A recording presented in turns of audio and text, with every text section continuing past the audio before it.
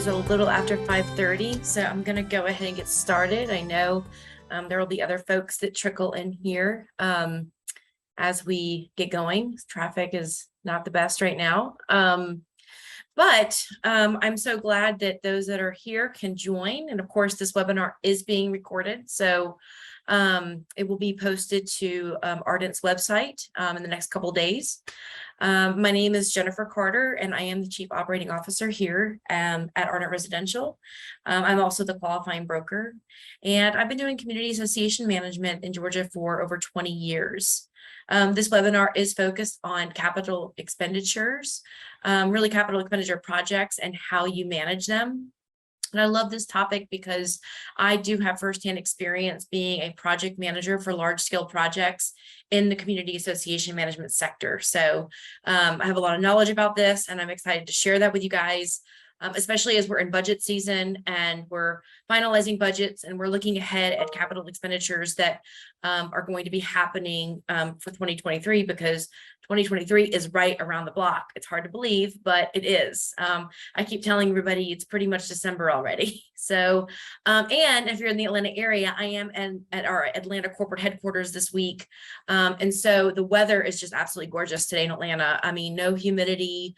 It felt like fall this morning when I got up. So we called that the fake fall, because here in Atlanta, we don't really get a fall. So if we get a nice few days between September and October, it's always really nice. So I do want to go ahead and read my disclaimer that I read before every webinar.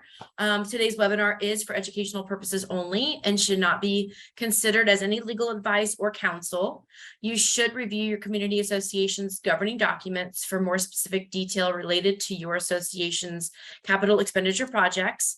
Associations are not all the same, and the legal framework governing associations varies from state to state. So I want to make sure I have disclosed to you my disclaimer.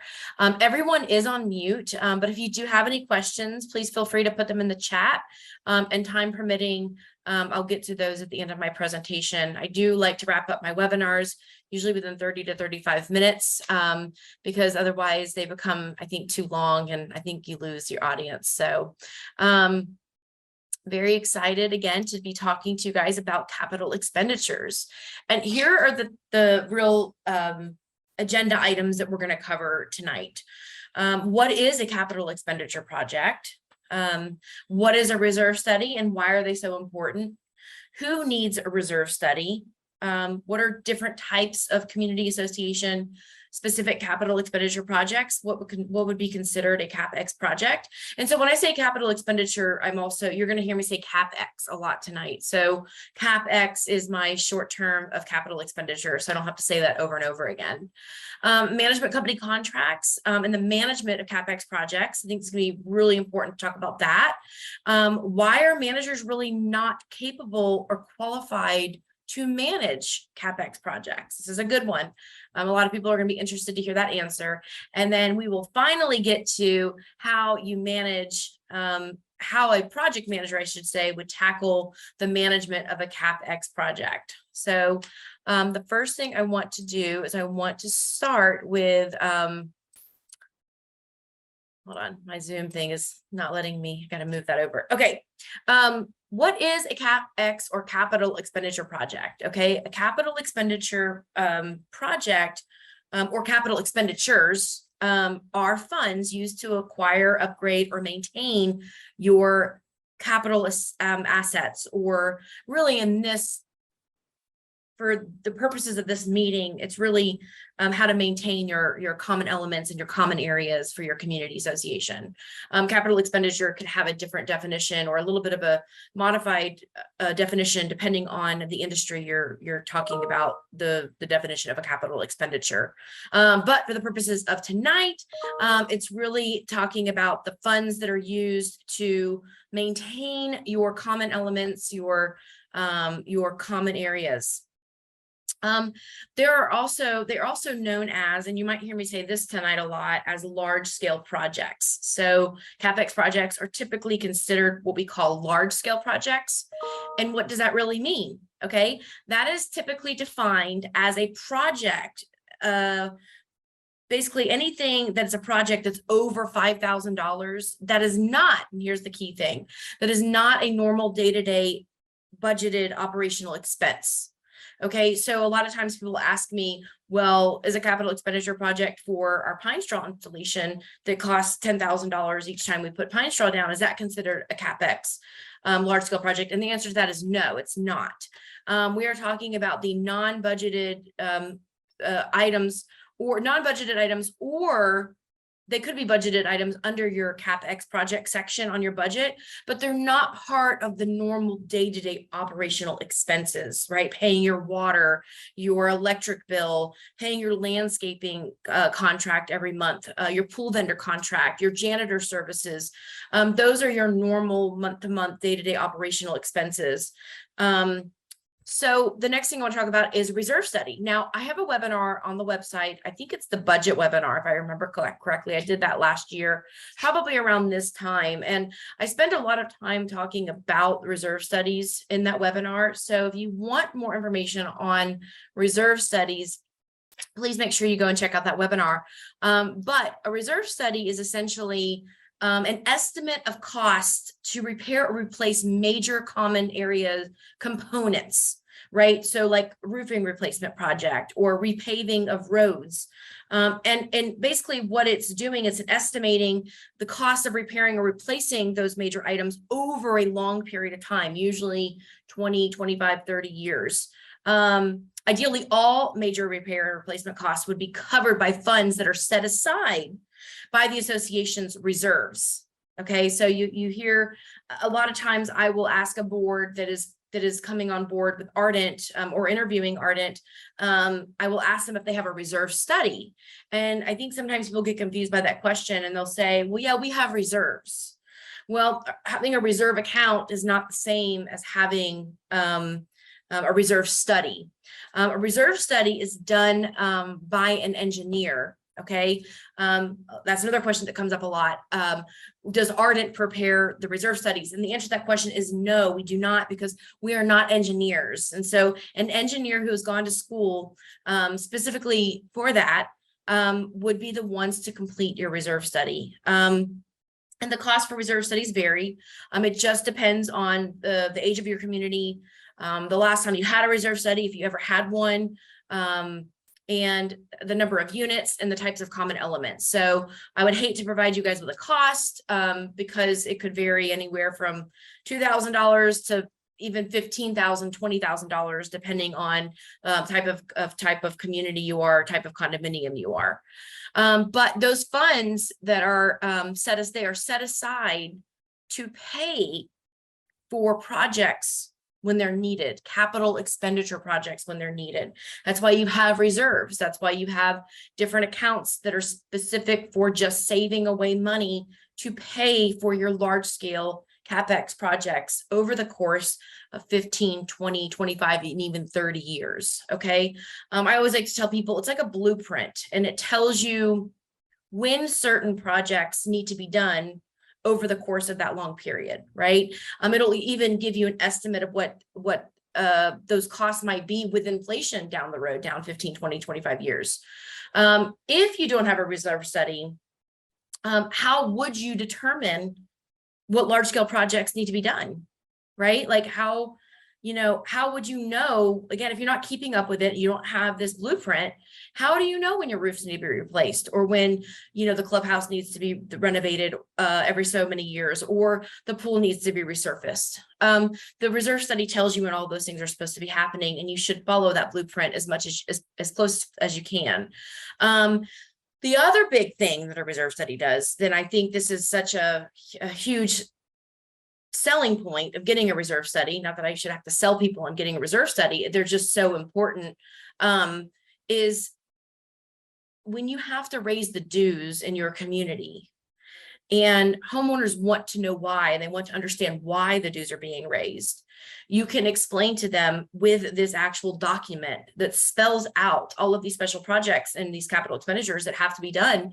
And because there's another report in that reserve study that is provided that tells you how much you need to be contributing to your reserve account to fund those future projects. So every year it's like a, 2022, this is how much you need to contribute to your reserves. In 2023, this is what you need to contribute to your reserves. And typically every year it gets a little bit higher. And it usually will level off at some point. But as long as you continue to contribute that amount of money every year, and you don't have a lot of surprise repairs come up, and you've been funding your reserve accounts the right way, your community will thrive. You will be set up for success, and your property values will increase. Okay. And you won't be in so much of a situation where you're having to do special assessments, the SA word. Nobody wants to hear that. But of course, doing a special assessment is never something anybody wants to do. But if you don't have proper funding and you have not been saving money the way you're supposed to be putting money away in your reserves per your reserve study, you're more than likely going to have to do a special assessment at some point. Okay. But, having to raise the dues, having those conversations with your membership about why the dues are being raised, when you have that blueprint and you have talking points, you have real talking points to have informative and educational conversations with your homeowners. Okay. So who needs a reserve study anyways? If you are a condominium, you 10,000% need to have a reserve study. And if you're here at this webinar tonight, or you are watching this recording and you are a condominium board member and your community does not have a reserve study, you need to stop watching this video and you need to go get a reserve study right now. Okay. I do talk to a lot of potential clients that don't have reserve studies, and it baffles me that they're being managed by another company that has not educated them on the importance of having a reserve study. So condominiums must have a reserve study. Okay. I mean, there's not a law that says they have to have one, but you're not being a very good fiduciary to your community if you aren't getting a reserve study, if you don't have one. And reserve studies, I think it's important to also note, they should be updated every 3 to 5 years, because boards do change and they turn over, and boards may not follow that blueprint to an exact T. They may not do certain projects that were scoped and slated to be done in a certain year, or they don't put enough money away per what the reserve study said. So the reserves end up off balance. And so you want to make sure you're doing an updated one, and they're much cheaper to do an updated one, to ensure that you guys you're getting back on track and doing what you need to do to get back on track. Townhome communities are another important type of community association that should have a reserve study. I think that there are some situations where you may not need a reserve study necessarily if you're a fee simple townhome community with like no amenities, which is basically like a single family home community with no amenities. A fee simple townhome community really means that the homeowner essentially is responsible for all the exterior repairs, and maybe the association just covers the landscaping, and maybe they cover water, right? The streets might be private in those situations, so maybe the streets are really, and the landscaping is the only common area, really only common elements that the association is responsible for maintaining. But again, I think that's kind of a gray area, and I think I could probably have a lot of discussions with other folks in my industry, and we may not agree on that. Single family home communities or master plan developments definitely would want to have, or with common elements, with amenities, definitely need to also have a reserve study done. But a single family home community where you freestanding homes on lots that are owned individually by a unit, by a owner, and you don't have any amenities or common areas, maybe there's just the entrance and like that's it. I don't really think you need to have a reserve study in those types of communities. The only thing I would say, I caution communities in those situations, a single family home community with no common elements or common areas, is that you still want to ensure that you are putting money away in your reserves, because emergencies do come up in single family home communities with single family home communities with no amenities. For instance, I had a community this year, and in fact, I know this is happening a lot more. Entrance signs are being hit by people like way more than they ever used to be. We've had so many claims for people running into with their vehicle the entrance sign, and what we found is that the community, because they didn't think they had any common areas, didn't have enough general liability coverage to rebuild those, to rebuild the entrances. But and in this scenario, the one I'm specifically talking about, what made this situation a little bit stickier was that the person that drove the vehicle into the entrance sign was driving under the influence, and they didn't have insurance. And so the community had to come up with the money to fix the entrance sign, and it was about $25,000. And their general liability policy, I think, was only like $7,500, minus a deductible, right? So they didn't have enough money to fix their entrance sign. And so they didn't, and they didn't have enough money in reserves. And so they ended up having to do a special assessment to cover the cost to repair that, $25,000 entrance sign.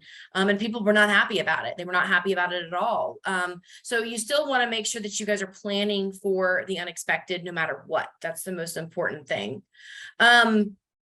What are different types of capital expenditure projects? Okay. I think that the most common ones that you see, the big ones, like, I guess the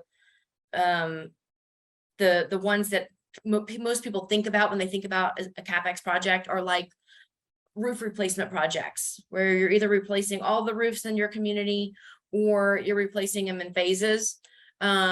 Exterior painting, same thing. When you've got a community condominium or townhome where the association is responsible for that exterior maintenance, and they either paint the whole community or they do them in phases. Street repaving, that's another big one. Oh, those are huge undertakings, those street repaving projects. Tennis court resurfacings or pool resurfacings. Those are obviously capital expenditures. You'll also see in reserve studies things like clubhouse upgrades and renovations, irrigation upgrades and repairs, retaining wall maintenance. You might even see something like landscaping beautification upgrades in your reserve study. So, when they look at, when an engineer is looking at all of the common areas and they put together a reserve study, it's quite extensive. And it really talks about all the little things. I mean, you might even see in a reserve study something slated to be done in 2023, $3,000 in asphalt repairs, just going around and making general asphalt repairs throughout the community every so many years, because they know inevitably that they're going to need them, because they know that they're only going to be replacing that asphalt every so many years. Typically they do a repaving before they do a full complete asphalt overhaul, right? Which are two different things. So those are just some examples. Management company contracts. I want to talk about this because this is something that comes up a lot, and it's becoming more and more common. Most management companies do have language written into their management agreements that talks about capital expenditures and defines them. And it talks about how they are outside of their scope of management for their day-to-day operations, because really management companies are in place to manage the day-to-day operations of the community association, of the business. And a capital expenditure project is, sometimes they can be quite extensive and extremely time consuming if they're being done the correct way. Sometimes engineers have to be involved in them. They take a lot of time. Let me just say that. And so it's difficult to manage capital expenditure projects and handle all the day-to-day operational stuff if you have one manager doing that. So I think that kind of leads to the next question, which I think is really relevant here. Why are portfolio property managers really not capable of managing CapEx projects? And that's one of the reasons that that we as management companies put this kind of language in our contracts. It's kind of twofold. One, they are very time consuming, right? And it does take away from all the other services that we're providing. And it's always a catch-22, because you stop to work on one thing and you can only work on one thing at a time, so if you're asked to work on multiple things at the same time, yes, there is multitasking, and that is possible to some degree, but when you stop to work on something that's really like a large undertaking, you're essentially putting other things on the back burner, and those things aren't getting done. And no matter what, there's constant day-to-day stuff that we have to do as managers in this industry, constant. I mean, we could do a whole webinar just on that. In fact, note to myself, probably be a webinar that we do, because I think it would be super helpful for people to really understand a day in the life of a manager and everything that we tackle on a day-to-day basis. But why are portfolio managers really not capable of managing these CapEx projects? Property managers are not typically, I would say, not typically licensed general contractors. Okay. And typically a portfolio project, property manager's main job duties just include mainly all the things that have to do with managing the day-to-day operations, like I just talked about, paying your bills, putting together your management reports, handling the homeowner inquiries that come in, dealing with the action items and deliverables that the board has you working on. Sometimes it's dealing with the vendors, compliance and covenant enforcement. Again, I could do a whole nother webinar on everything that we do, but they are so inundated with all of that having them manage such a large project is just not realistic, to be honest with you. It's just not. Even with somebody like myself that has a construction background in project management, specific to community association projects. And really, unless the property manager has extensive background, they're not qualified to manage those projects, right? That's not their bread and butter. It's not their wheelhouse. And the board has a fiduciary responsibility to ensure that these large projects and these typically very expensive projects are actually done correctly and done to scope, right? What do I say? What am I meaning when I say that? I'm saying you want to ensure the corners are not being cut. For instance, are you having a painting project going on? Do you have a painting project going on? And do you know if the painter is watering down the paint to save on material costs? Do you know that? Are you getting up on the roof? Are you climbing up on a ladder and looking at the roof to ensure they're putting the right underlayment down before they put the shingles down? Are you getting up on a ladder 3 stories above the ground, 4 stories above the ground to look to determine that the vendor is telling you that there is wood rot in this painting project that needs to be replaced? Probably not. And neither is the manager. They are not going to get on a roof. They are not going to climb a ladder. And so that's why essentially you would hire a project manager to ensure that the project is done to scope. With a large scale CapEx project, you really want to have someone there that has extensive construction knowledge, that knows how the project's supposed to be going, and they're there every single day checking on the project, right? So that's another reason why typically in a portfolio service, your manager is not there every day. So how could, even if they were qualified, and even if they were going to get on a ladder, would they be coming out every day to check on the project? No, they're not, because they're not contracted to do that. So that's another reason why managers aren't capable of managing a large CapEx project. You really do need somebody on site there holding the vendors accountable, some third neutral party holding the vendors responsible to their scope, and making sure that they are doing everything they're supposed to be doing, that they're not cutting corners, they're actually verifying change orders, they're getting up on the ladders, they're climbing on the roofs, they're doing all those things that they need to do, and they understand how things are supposed to be done correctly. And so they have the best interest of the community association at heart.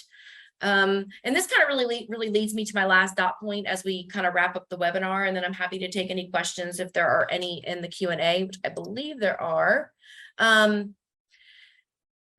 So at this point, you might be saying, Jennifer, now that you've talked for 25 minutes straight, how would a project manager, not a property manager, project manager tackle the management of a capital expenditure project? And there's many phases that includes. So when you have a capital expenditure project going on, first thing you have to do is identify the projects that need to be done, right? We need to identify what needs to be done. And after the board has chosen a project manager vendor, and again, that is something that your property manager could definitely help you do. They could definitely help you choose a project manager or get quotes for you guys to choose a project manager. And I know that might come up, that question will come up, and it does come up a lot. What is the cost of a project manager? It just depends. It depends on the kind of project. It depends on the length of the project, depends on the cost of the project. It depends on, I think, the risks involved, the physical risks to a project manager. So they really vary. And so I really wouldn't be able to give you guys a cost here tonight because it would just depend on the project. But after you've chosen your project manager vendor, the first thing they're going to do is they're going to put together a formal RFP, a request for a proposal. They're going to put together a formal RFP. And it is a very, typically, if a project manager is doing it correctly, I mean, my RFPs used to be 13, 14 pages long. And the RFP outlines the scope of work. It outlines the timeline, the time frame of what we're wishing to execute and when we'd be choosing a vendor and when the project would start and how long the project would take.